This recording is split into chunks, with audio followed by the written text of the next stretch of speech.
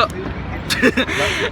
What's going on, guys? Double A's here. I'm with Gabe the Trashman, and we're at Nintendo New York. I'm going to be doing a Q&A with Triforce. So, yeah, let's get into it. What's up, guys? Double A's charge. I got Triforce.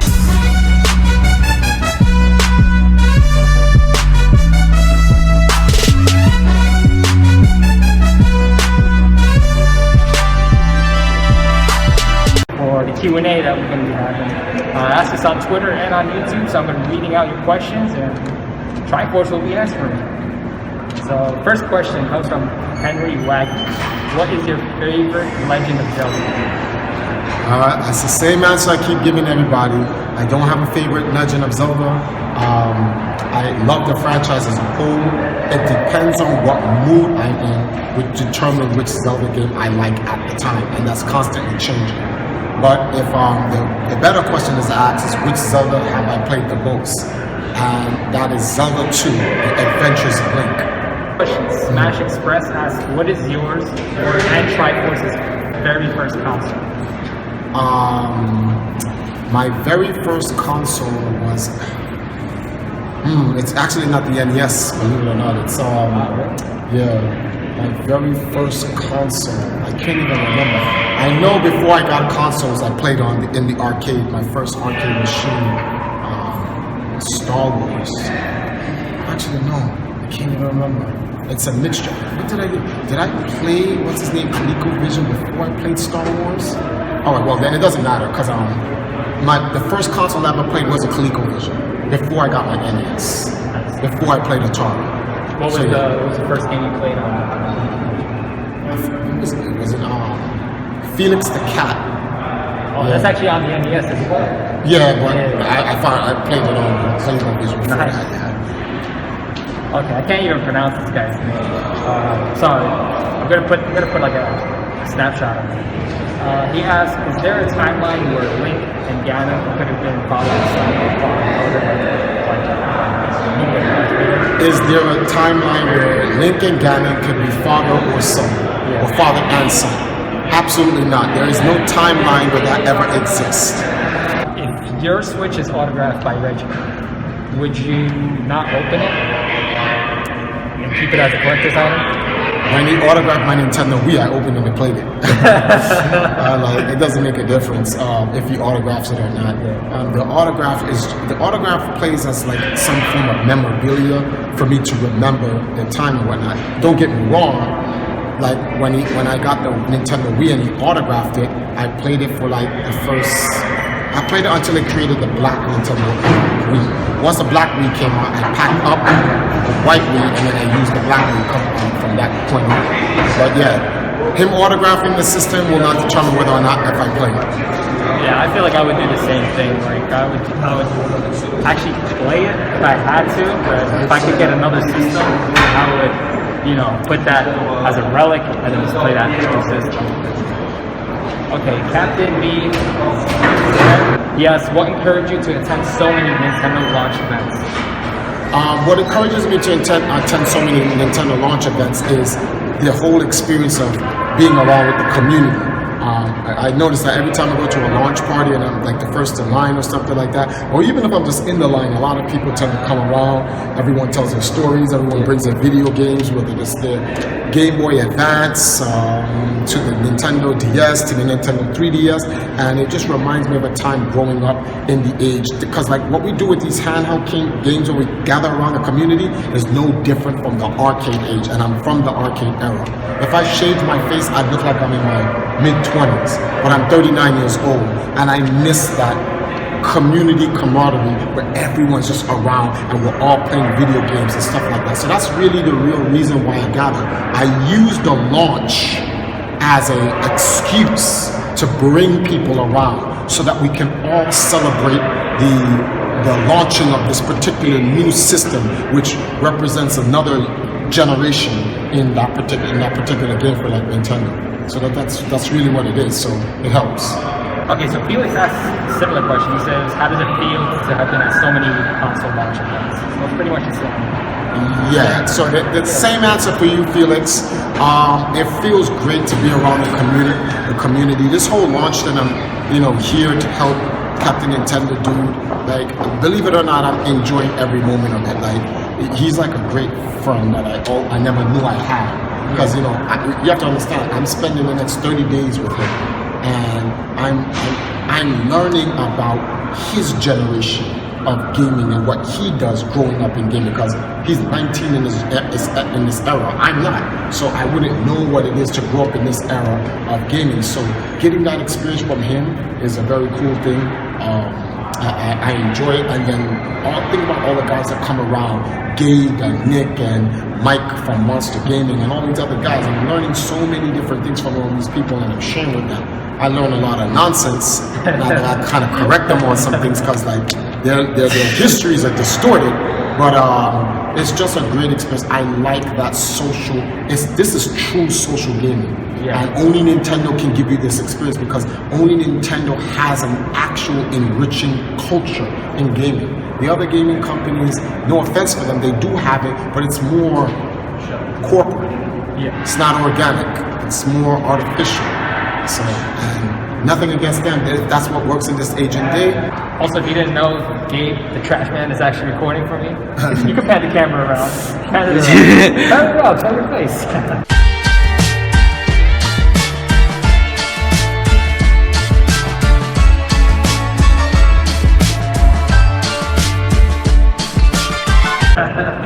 Shout out to this guy. He's helping me out a lot. Thanks, Gabe. Thanks, man. All right, Ardio asks, what are some of your fondest gaming memories in your life, or the ones that have extreme nostalgia for you? That is a very difficult question to ask. I've had so many experiences in gaming, from tournaments that I've won, records that I've set, just people I've been around, like the whole Nintendo Wii launch. Yeah. That was crazy. Me freezing outside with Kramer with the Nintendo 3DS. The Wii U launch, being at E3 with Reggie, coming to the meetup with Reggie in New York, going to the Nintendo Fusion Tour, going to the Nintendo Experience Tour.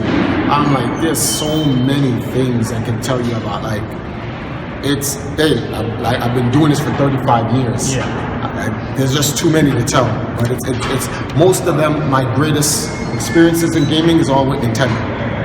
Awesome. Actually, I have a question. How do you stay so young? You look so young. Like, is there like a diet you have, or a lifestyle that you do? I stay so young because I watch what I eat. That's number one. Number two, I do not conform to what society expects you to be. There's a level of stress that goes into you when society says, you must be this. Yeah. They go, Triforce, why don't you get a life? This is my life. Yeah, but like, it's unbecoming because society, I didn't ask you that. This is my life. This is what makes me happy. It's about remaining happy. If this is not hurting anyone, and I can live doing this and it makes me happy, the happier you are, the younger you remain. But diet is also a good thing, major thing. And then using your mind. I try not to poison my mind with a lot of negative information and crap. So that's what the main reason why I love Nintendo games, because they give you these morally uplifting, inspiring, empowering messages in the games, and then games like Tetris allows me to continuously keep thinking, and I like that infinite. I'm thinking Tetris is the only video game that has infinite gameplay. Infinite. If you can live forever, you can keep playing this game. Wow. That's awesome. Sharky Lahara. Sorry for pronouncing your names wrong. Do you like any Atari games? Atari games? There's a couple of Atari games I like, only because they were once on the arcade. So,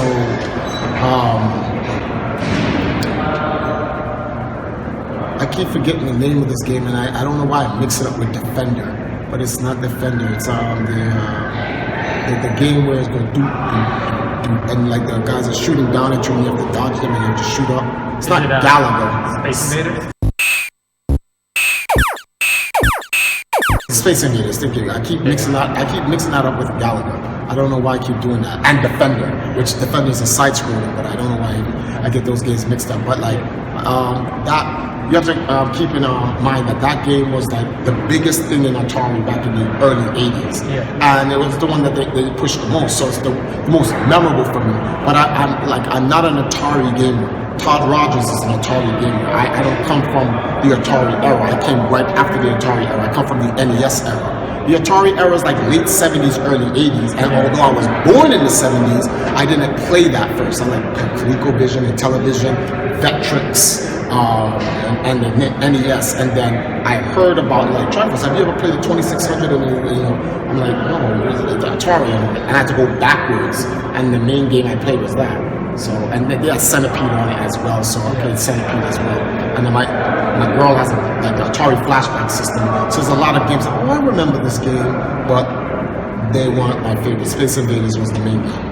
All right, Toxic Walter asks, can you and CND do a live stream of the line of the Switch? You guys are Okay, so I don't know if you guys know about this, but CND is planning on doing a live stream on the actual date of the actual, selling of the Switch.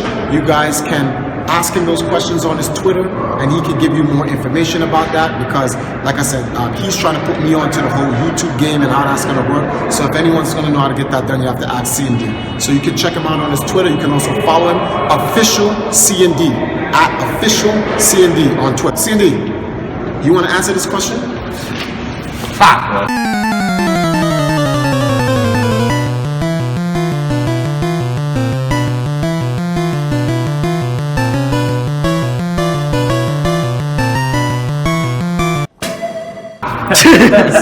So they have a question. Do you and Triforce plan on doing a live stream of the launch event? We really want to, because that'd be amazing, but we don't know if that's gonna be we don't know if that's gonna be possible yet. Here's the thing, we're actually working on trying to see if we can get a company to help us out, like set up a wireless hotspot. Yeah, so, Verizon. I just don't know. So Verizon, Time Warner, Comcast, if you guys want to help us out. Google. Yeah, that'd be awesome. We don't know who's out there or what the options are. So T-Mobile. Whoever can do it, man, we'll plug your Wi-Fi. Yeah. We'll let you sponsor the episode. Yeah, come on, man, make it possible. We got it. So Spencer Time has Alex. Plot Alex. Yeah, that's basically shipping Pluto and Alex together.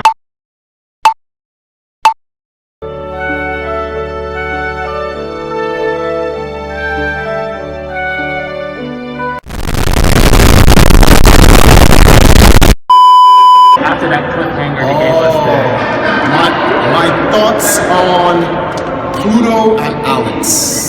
So I think they're a nice couple, honestly, but it's up to them. Like, I know everyone is trying to push this whole thing on him and stuff like that, but you guys have to understand, he didn't really come down here to get into a relationship. Yeah. With Pluto. That just, if it's naturally gonna happen, it's naturally gonna happen. I think that's what makes the magic of watching it. Yeah. Because you don't know. But if you guys keep pushing it, you're gonna kind of diminish the whole excitement out of it, because you know what, if you're pushing it and you're supporting it, the ideal is to get him to go out with her, and then if it works, then it's not organic. You kind of force the issue. So for me, I kind of want to just let him rock, and he'll cover it, and then whatever happens. We'll see what it is. That was legit. That episode he dropped, the Valentine's Day episode he dropped, that was real scumbag at the end. I'm like, he made mad people tight. I know girls that called me and said, "Oh my God, how can he do this to us?" And they were going ham. But let's just enjoy it for what it is. It's like a soap opera, and let's see what happens. Yeah, I would say the same thing. I've been getting DMs from people asking me what really happens. Just let it roll out as natural as it can be. So, yeah. The guy Entertainment asks, how big is Dave Batista's?